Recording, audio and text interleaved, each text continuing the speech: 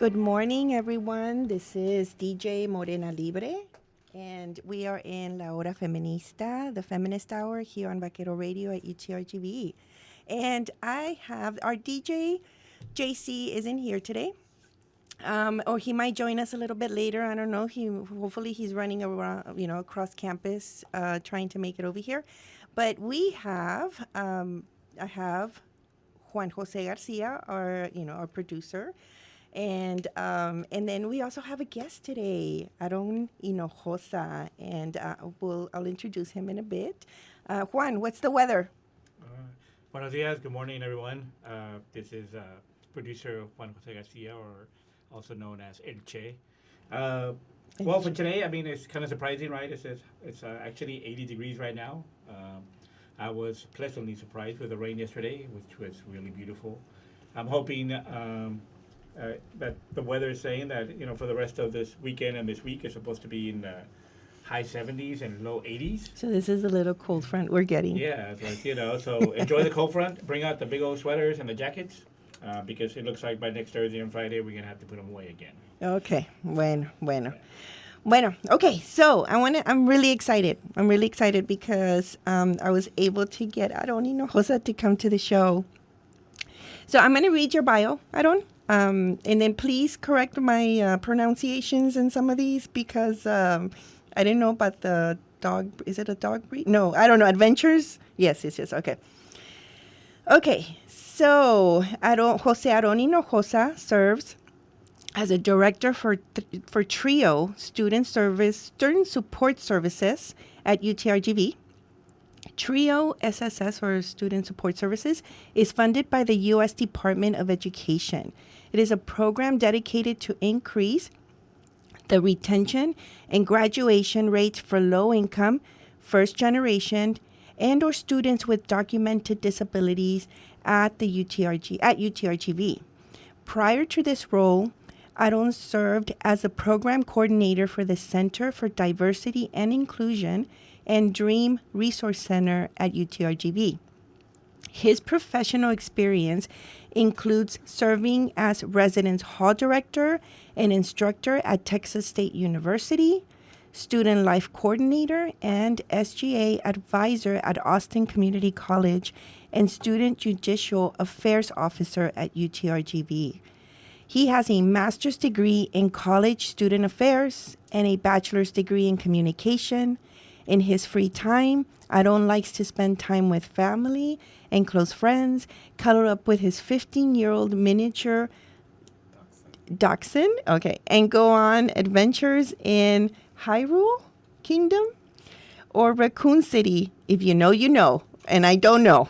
Aaron also likes to read, work out, and dance to fun music. Aaron, I'm so glad you're here. Thank you.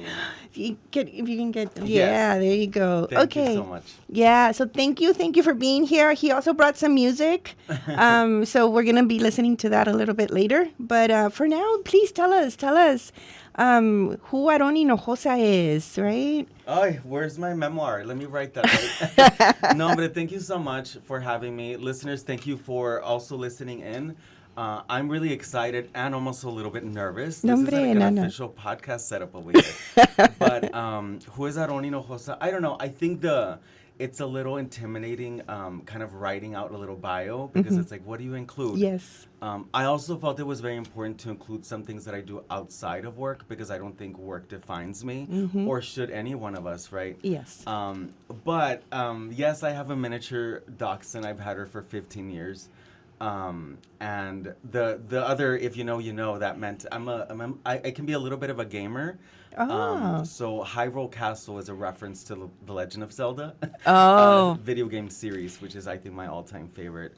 And then Raccoon City is another reference to another video game about zombies and survival. So it's kind of like extremes, but it's about Resident Evil. Yeah, one of my favorite movies, actually. Oh, good, Yeah, nice, yeah. Really? You like Resident Evil? Yes. They've released a few. Yeah, I don't. It's just too much for me. Yeah. Oh, that's true with the model. Yes. Yeah. Mila Jovovich, I think that's how you pronounce it. Yeah. I like how she came out in that role. Yeah, I appreciate it.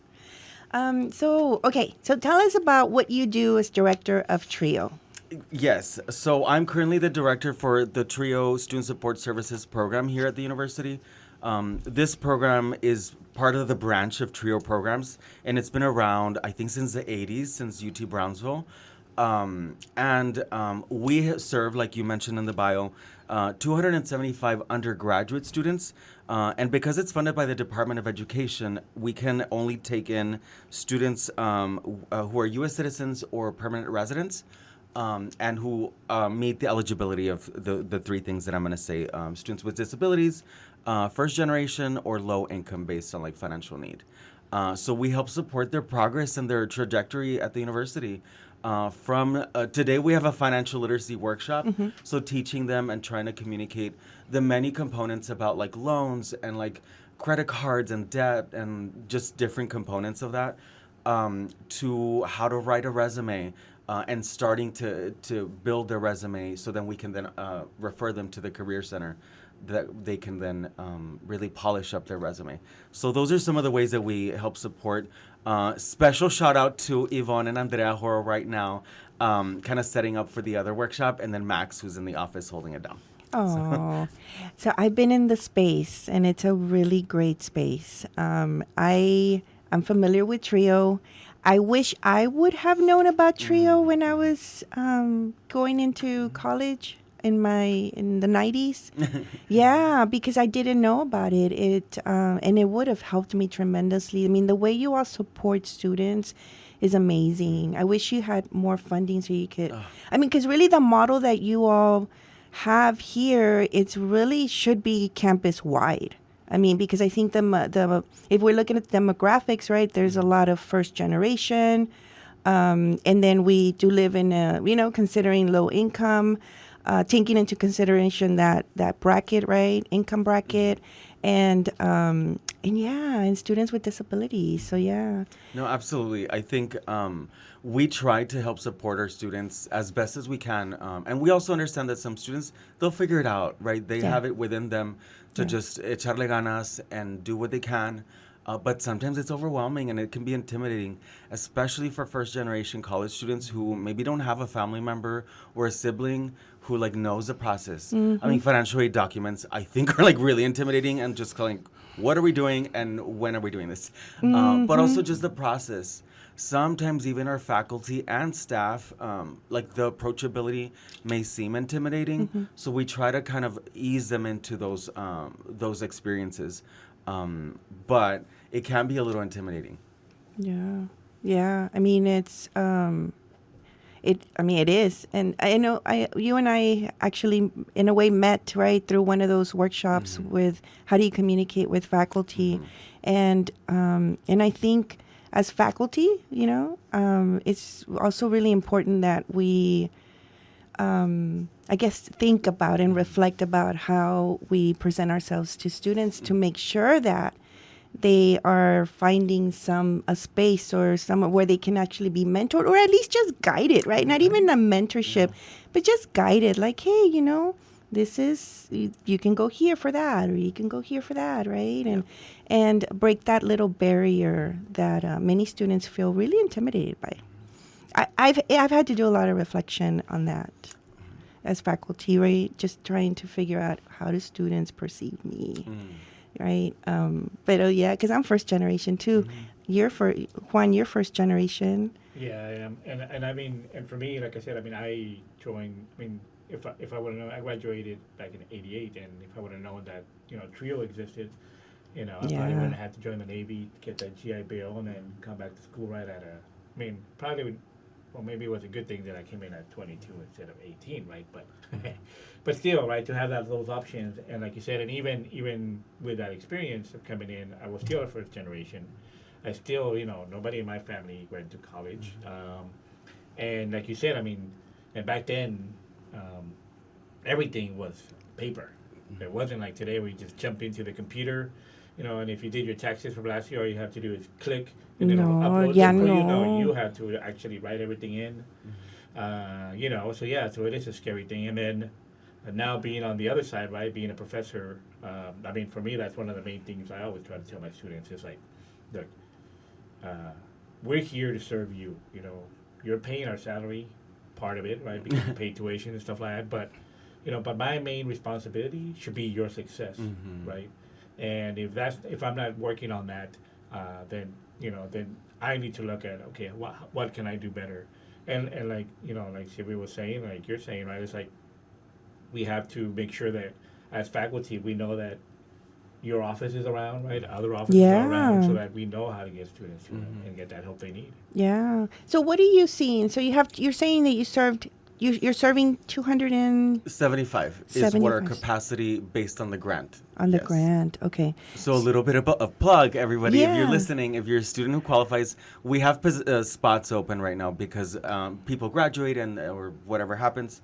But we do have an application, and it's not an interview that you undertake after you complete your application, but that's for us to have on file to have for the Department of Education. But yes, in total, 275, and we have about 50, 60 spots right now available. Oh, So, okay. yes. So for this new incoming year. Yes. Yeah. And if a student joins us this year, they stay through the 4 years or 5 years, whatever it takes to graduate, or unless they're not active members. Okay. And that's how we take in new students. What do you, I guess, explain to us what you consider to be maybe successful in the program, right? Like in terms of seeing a student go through the entire process, right? What have you seen in terms of their growth, in terms of, once they graduate, et cetera? Oh, what a question, right? No, I know, You I know.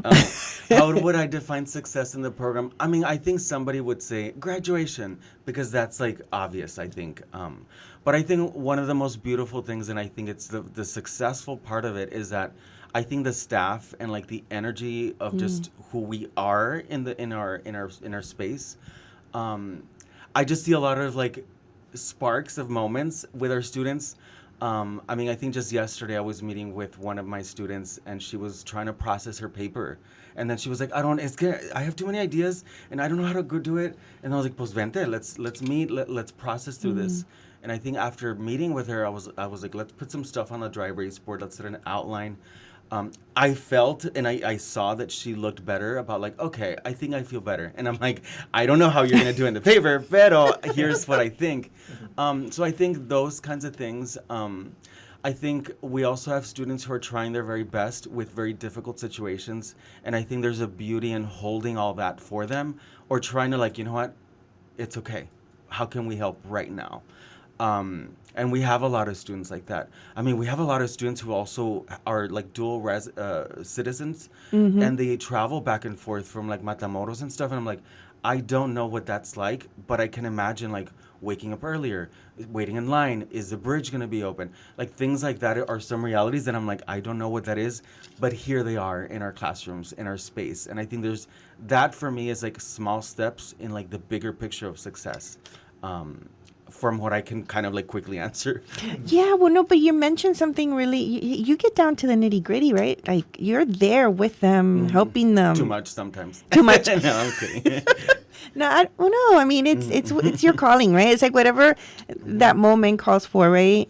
But can you explain to us a little bit more about what you all do on a daily basis, right, to support students in that capacity?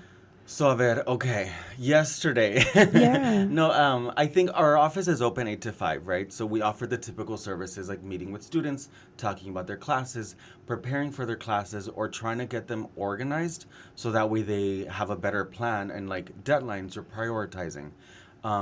Special shout out to Yvonne also and Cassandra who have been implementing a goal setting exercise to help get that going. Some students, they got it. Ya están. They're already doing it, and that's good too. But I think implementing all that for them. I think we also have students who come in and they're like, life is happening, and it's happening really quickly, and I don't know what to do. I need someone to bounce off. And I think we hopefully listen to them because I think sometimes we're not listening. In general, I think our society, we're so like caught up in like, we have to go, we have to do it fast, we have to do it now. But I think our space can be one of those places of like, tell me, platícame, what's going on? and just let me listen to you, instead of like what I'm used to is like, lo que debes de hacer es esto, like what you should do is this, which I think sometimes we default to that because we Yeah. were like, let me fix this for you. Yeah. But I think it's like, okay, like let me hold this for you right now, and listen to you wholeheartedly. And then what do you need from me? I think those are some of the things. We have the Chris's, shout out to Chris, who comes in and it's like, hey, what's going on?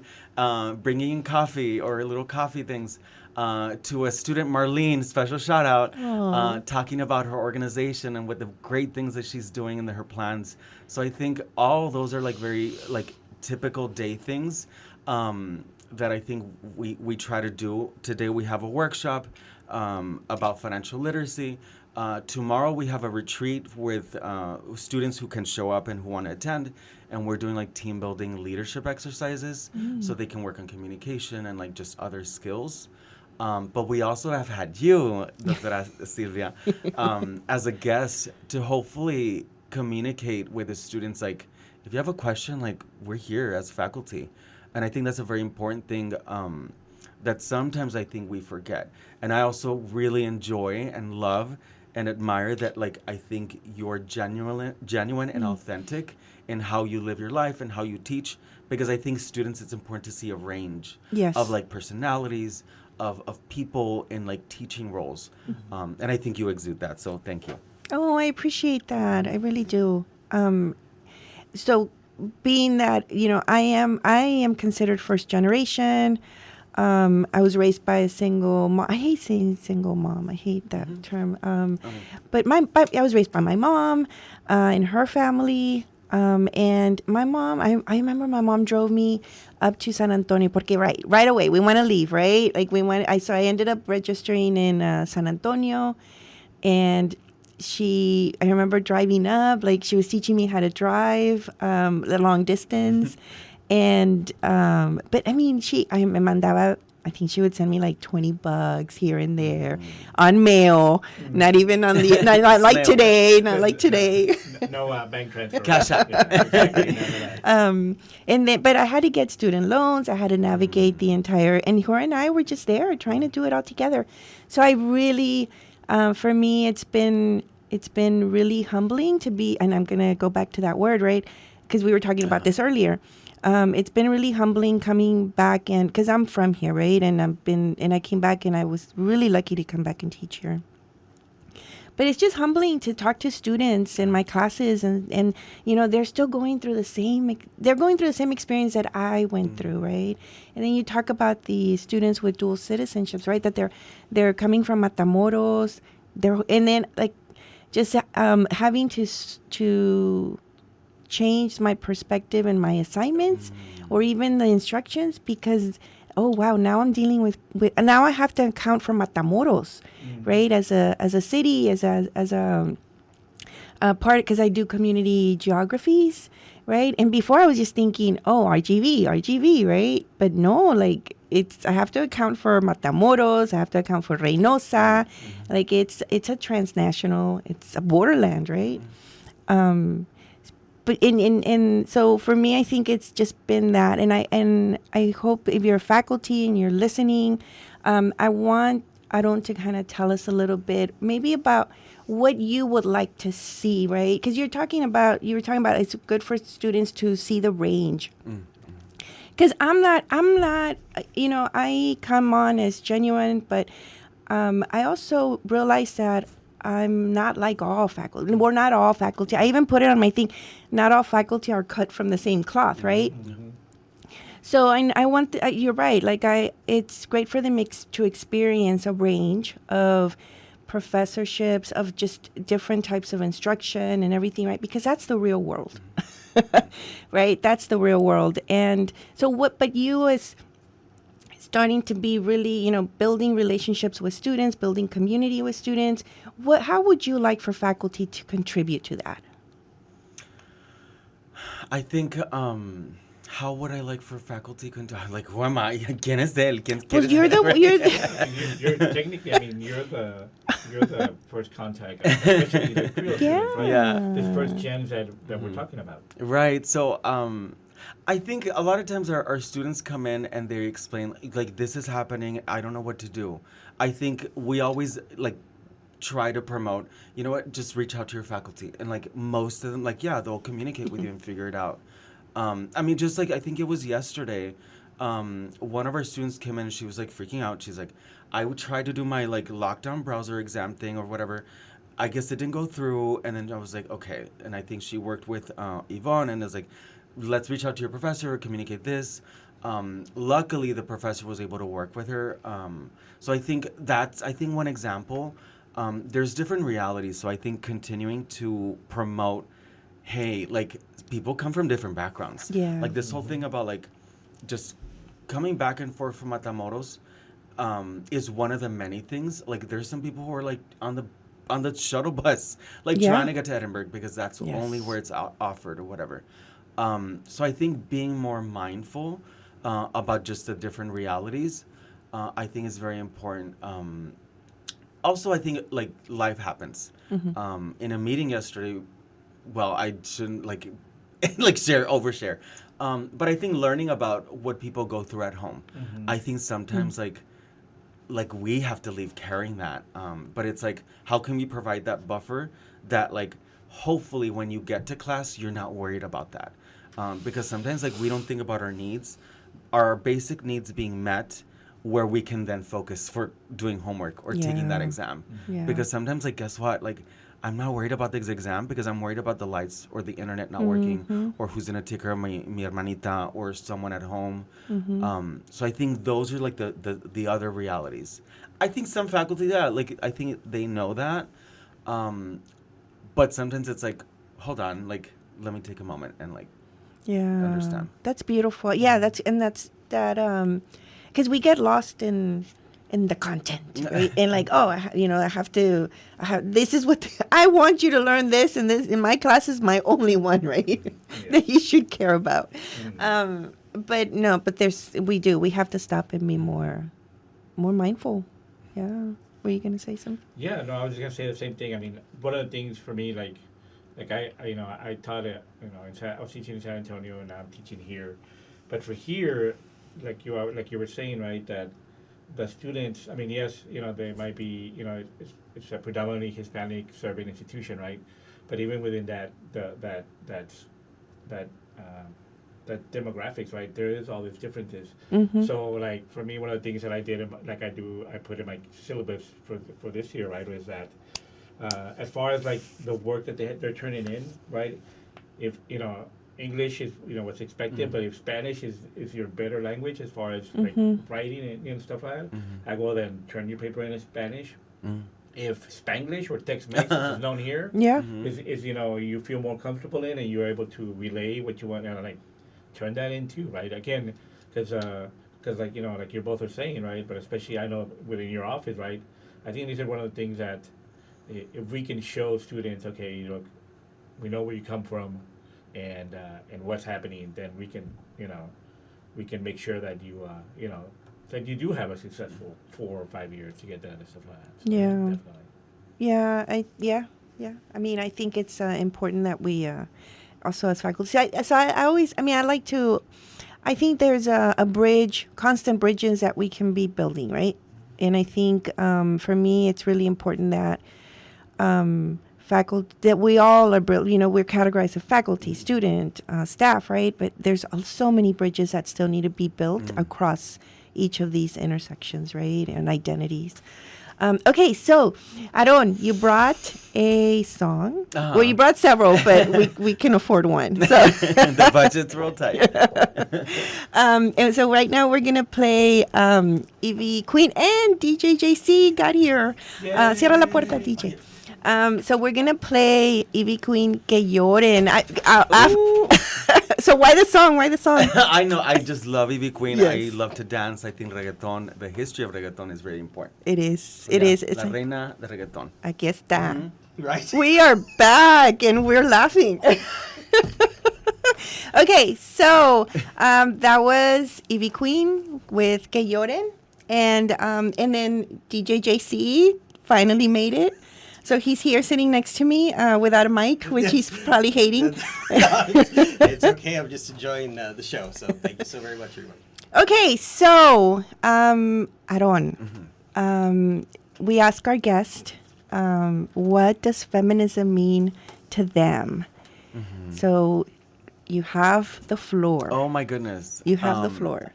I think, well, what a tough question. I first want to address, like, why is this cisgender man, like, talking about feminism? Because I think that is something I have been more mindful of, is, like, I need to be quiet sometimes. Like, I take too much space as a man, as a cisgender man, because sometimes I need to listen. Like, men need to listen.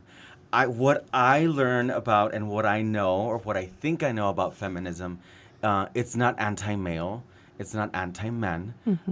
I think it's being emotionally aware, like that emotional intelligence of knowing how you're navigating life, your relationship with like men and women and gender non-binary people, your relationship with masculinity, with femininity, but also understanding history. I think that's one of the first steps, is like, what is history showing us up to this point?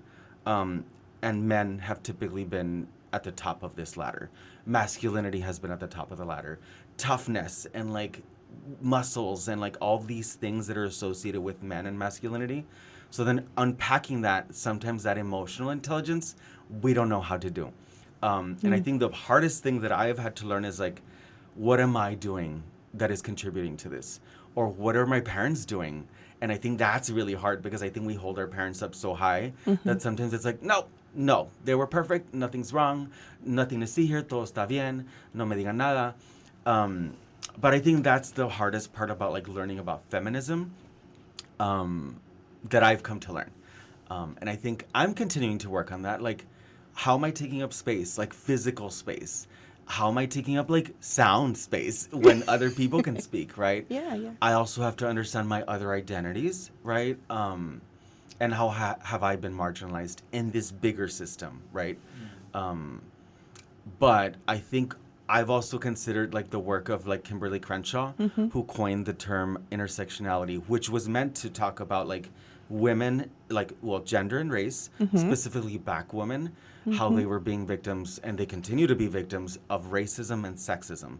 But I think now we've like expanded that definition to include other identities. Yeah. So that's a little bit of like kind of like what I know and what I think I know as a cisgender openly gay man.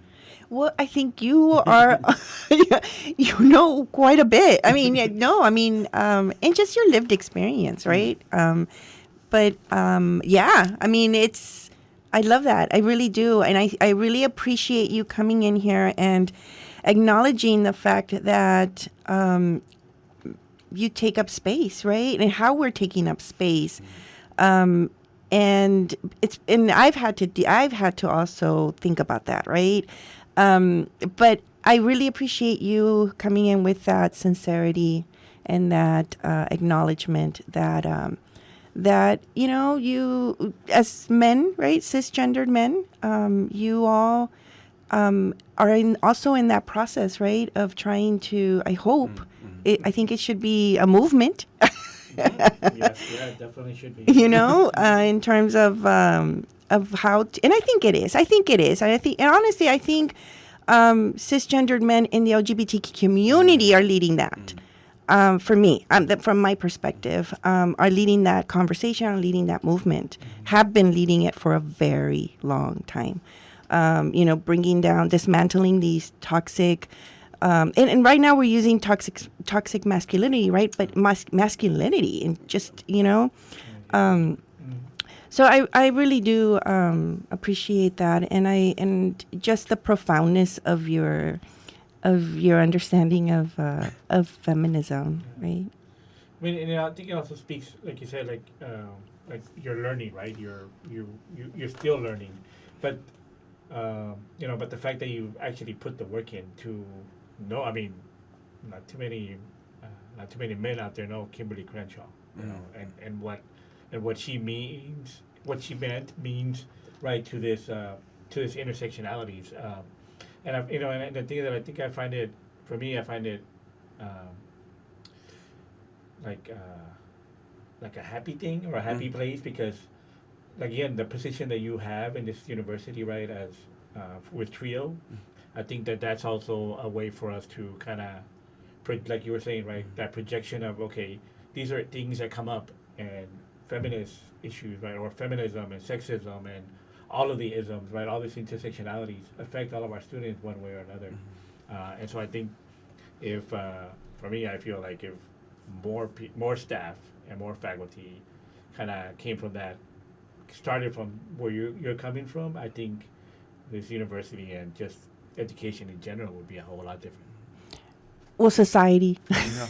Well, we'll start with academia because that's where we all come to be out in society. But I mean, I think to speak to some of so your history, right, here at with UTRGV, but you used to one way I met you was through taking your course on the Dream Zone, right, under the Office of Diversity and Inclusion, which is no longer existent because we're in Texas. Yeah. Because we're not supposed to use that language, right? It's censorship at its best, and fascism at its worst, right? No, the other way, whatever. Yeah. It's fascism. Fascism at the best, yes. So, I mean, you were doing a lot of work on the Ally. You were teaching, yes. yeah, for Ally. But what was the designation that people would get once they would take the course? Oh, Safe Zone Ally. Safe It's like Zone the Ally. national known title Yeah. for people who undergo a training to talk about like sex and gender and LGBTQ awareness. Yeah, and then also the Dream Zone, right? You were teaching those wonderful classes. I took it. My daughter came with me and took it with you as well, and I learned so much. I mean, it was a really detailed workshop that really, even for me, right, teaching in gender and women's studies, I still have so much to learn. And you and the amount of time that I took the class with you, I learned quite a bit. And I was really glad that we had that space here, because I'm from here and I can speak to the way I've been treated by the masculinities that are here, right? So, and the way I internalize them as well. So for me, there was a great space for that I didn't know existed until I moved over here. So I really applaud you for the work that you did in that office. Thank you. I want to interject though, because I have to give credit to like the founding of the center, which was officially called the Center for Diversity and Inclusion and Dream Resource Center. And that really was created by like undocumented and DACA students and their faculty supporters and staff supporters. And I think that was like 2017 when I first joined the university in another department. But they started that movement and they advocated and they like rallied. And then the administration pushed and like student life got involved and student government, I believe. But that's how it was started. And then they opened the office and they had, positions open. So I wanted to acknowledge and give credit to those students who are undocumented and who are DACA students who advocated for that. So yeah. And then it continued, but obviously, as you were saying earlier, we're in Texas. And I think the center, I haven't been familiar with what's happened, but I think it closed, right? It did. I read the only thing I know has been from the writer. Right. They wrote a piece on how there's just right now there's no information or support there.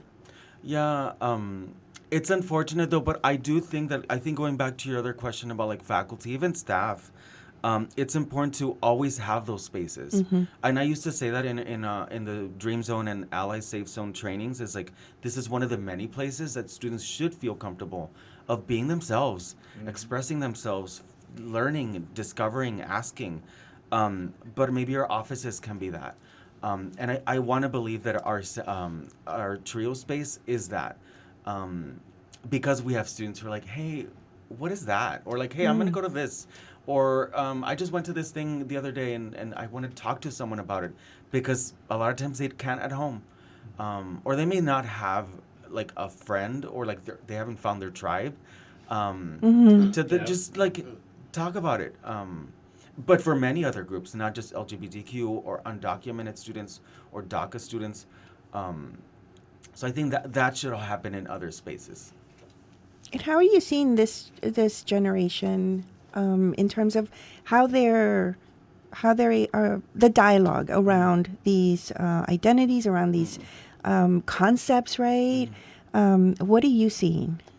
So I see and I hear the Aaliyahs of the Trio SSS and like the Chris's and the Marlenes, like they're talking about it in our office. They're like, hey, like this is going on. Like Marlene is in an organization and she's very involved and aware of like politics and like legislation. And I think that's important.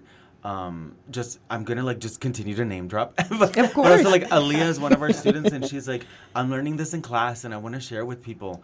And we've had a Trio SSS like semester conferences where we try to promote our students to like teach other students about like what they want. We had a student like teach us like how to crochet, Julissa, and it's just like just be who you are, and like I think that's okay too. And I also want to do a shout out to our Veronica, one of our new student peer coaches. She's a mother and she's a grandmother and she's doing it like Wow. it's amazing. But like I think there's just different identities that sometimes it's like, hey, like I'm here, like do I belong here? But I think all those spaces are important. And good. No, and they don't have to be called, right? I mean, unfortunately, right? We have to You do. have to name it. We have to name it, right? It's censorship. It's a form of fascism, right? That what we're experiencing here in Texas. We even made it to the. Do you all ever watch the morning show? With what's her name? Apple TV. With Jennifer Aniston. Yes. And Reese Witherspoon. We even made it to that show. Yeah, for everything that's happening here, the abortion ban, book bans. We can't say diversity or inclusion or any of those, right? Starting January 1st. Starting January 1st. Thank you for clarifying that. So there's. Anytime we can. Yeah. This podcast was recorded on. So basically, yeah. Till then, yes. So until December 31st, Yeah, we're gonna have to change. We're gonna think about changing the name of the show to something else. No, that's not going to happen. But well, yeah. You left me wondering. So yeah, here, DJ JC wants to say something. Good morning, everybody. You're talking about these spaces, and you're talking about, these places where we can go to feel safe, and we can go to, be ourselves. And that's one of the wonderful things. As a librarian, one of the things that I've always believed in is not to censor anything, and to advocate and to promote, and to just have those resources available that we all need. We all crave. One of the things that I enjoy about libraries, and hopefully it doesn't change for a university library, because we are seeing the issues that are happening with school libraries. But one of the great things about a university and a university library is that we allow you that opportunity to learn, to grow, to experience. And it is one of those spaces, and it should be one of those spaces that we continue to advocate for, and that we continue to promote as a place of learning, a place that you come in and ask for any book, and no one's going to censor what you want to learn. Do you have anything on the book bans this week? Is it this week? Is it the book ban week? I think it's this week, yes. It is? Yeah, I believe it is. Yeah. So what's happening this week, correct? I should be in touch, but Yes, it's this week, October 1st to the 7th, and there's different events that bookstores and libraries are doing everywhere. There's yeah. actually one happening, shout out, right, to our local bookstore here in Brownsville, Buo. Buo. Incredible. Yeah. I know. But Yeah. they're having an event, I think, Texas Rising, I believe, Yeah. is hosting a program there. They are. I've been seeing it on their Instagram. So Texas Rising's been doing a lot. So if you want to check them out, they're on Instagram. And you brought some books that you I didn't bring the actual books, but I was like, because we're talking about feminism, and then we're also it's banned books week. Yeah. One of the things that I've tried to do better is that learning on my own. because like I think the more that I'm learning, the more that I'm realizing I don't know anything. Yeah. I need help. Help me. I know. We were talking about this right before. But there's so many great books out there. I just went to a conference just a few weeks ago, and I think one of the most incredible authors, she was there as a guest speaker, and her book is Caste: The Origins of Our Discontent. Oh yeah. And by Isabel Wilkerson. I don't know if she's on the banned book list. She might be because of the content of her Well, book. they don't even know. No, they don't read. They don't need to read the books to ban them. They It's just just need- mainly who is authoring them, or The the topic. title, Yeah. or sometimes even just the cover of the Oh, book. yeah, it's enough. That's Yeah. enough. I think it is, and Okay. I think the reason why her book is like banned is she kind of identifies three major systems of oppression. American slavery is one of them. The Holocaust, like the Nazi, and then India, I believe. ¿Cómo se dice? The cast. The caste system. Yeah. And I think they're called the unwanted. Gosh, The untouchables. undesirables. Thank you. The undesirables. Yeah, so then she kind of unpacks all of that and like kind of like explores all that, and is like, wait a minute, how is this still existing in our world today? So I think that book is incredible, and I was like so lucky to listen to her. So 2 where weeks did ago. where did you listen to her? I was at DC. I'm like, oh, nice. privilege. I was at DC for a COE conference that was actually a bunch of colleagues. We went as trio staff. Oh, Yeah. okay. And she was one of the keynotes. So okay, he mentioned privilege. Oh yeah. Ooh. Oh no, the conservatives are going crazy. Okay, so explain privilege, right? In terms of, because many people think that privilege is only a white issue, right? And it's not. It's privilege is developed and has come to fruition because of economic, political, the big word patriarchy, right? So it comes in different forms. One being male privilege, right? Yep. Economic privileges, but that are always linked to, of course, whiteness, right, or white supremacy. So, but I want us to have you mentioned it, right, just about traveling. You know, you identified that as a privilege. So can you speak to that a little bit? Yeah. Oh my goodness. So privilege. I think a lot of people default like, oh, whiteness. Yeah. Maleness. Yeah. There's many identities, and I think you have to kind of be aware of how you're navigating the world, right? You also have to be aware of how you're being perceived, how you're being treated, and how you're treating others. But I think understanding privilege is understanding all of that, how the world is functioning. And a lot of it is our history, right? Like who has gained benefits, who has been on the advantage side of things. And sometimes people haven't. I think in terms of like citizenship, there's privilege there. Being a U.S. citizen grants us different opportunities that other people don't have. From like even financial aid, traveling, right? Like just simple things. Not simple things, but like just quick mentions. Yeah, quick mentions. Class, like, right? Like Yeah. money. If you have money, Yeah. like you probably have access to things. I mean, a simple example would be like if you have a car or not. Like, I think that could be an access to privilege based on how you actually physically travel. I think going back to kind of feminism, I think a lot of people think that it's an attack on masculinity and men. But I think what men and masculinity forget to identify is like you can be a man and masculine and allow other men to be men, but maybe feminine. Or maybe like both, or maybe all of it, right? Like that can exist together. But I think a lot of times you're like, oh, you're just attacking me. But I think it's similar to other identities. And I think privilege also is part of like the critical race theory that a lot of conservatives are like, oh gosh, what is that? But I think identifying different privileges of people and is part of critical race theory as part of like a law class, right, that's offered.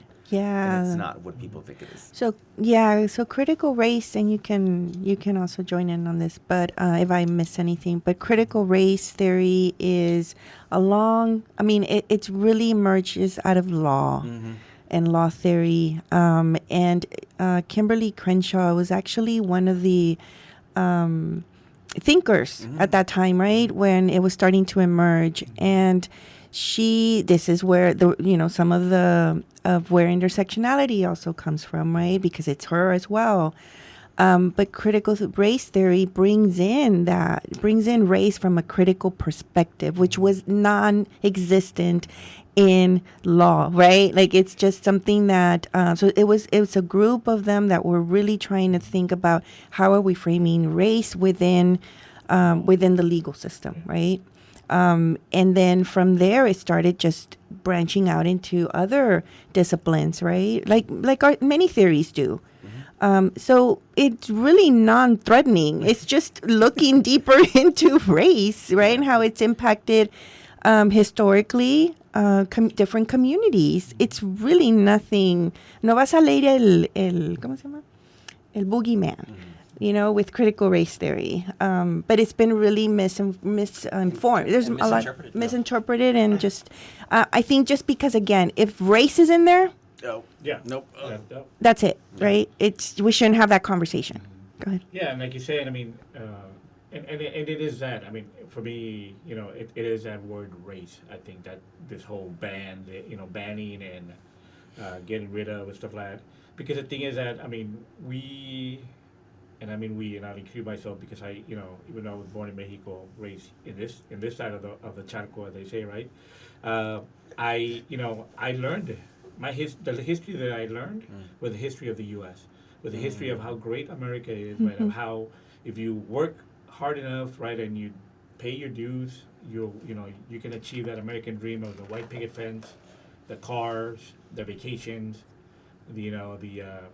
I don't know how you get 3.5 kids or 2.5 kids. I don't know where the half kid comes from. I'm guessing is maybe a dachshund. You have to know statistics. Oh no, math. Oh, math. Oh no. But the thing is that but like you said, so because of that, right? Because of that ideology that we are brought up with, we feel that, well, in this case, like law, where CRT started from, right? The law is for everybody. So it doesn't matter if you're rich or if you're poor. If you commit a crime, you're going to be judged by that, right? When in reality, we know that's not the way it happens. No, law's interpreted. Right? Yeah, exactly. And so I think, again, in this case with Kimberly Crenshaw and her colleagues at that time, right?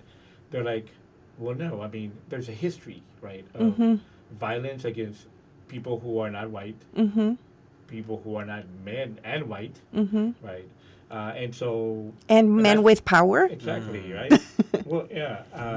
And so it's like, okay, that's where the critical part comes into, right? And yes, it's been moved over to education, it's been moved over to business and stuff, And so again, right, so there's... but there is this running scared from, that white privilege, right? And the thing, and like our guest is kind of alluding to also, right, is the fact that this is privilege that even like myself as a man of color, right, I exude that too, right? I pull from that too, because it's like it helps. I think for me, having that scare, it helps keep that ideology of what America is in place. So I mean, but I think that so I think for me, once, so the whole book banning, the whole, no neutral bathrooms, no this, no that, it's because there is that scare of And the it's privilege being brought up again. when it's historical, right? And these systems go back, at least 500 years, right? So it's something that is ingrained. I always describe it as we're fish in water, right? I mean, we're swimming in it, we're taking it in, we're feeding ourselves from it, we're benefiting from it, and it's not until we're pulled out somehow, right? Somehow, that we start breathing the air, right?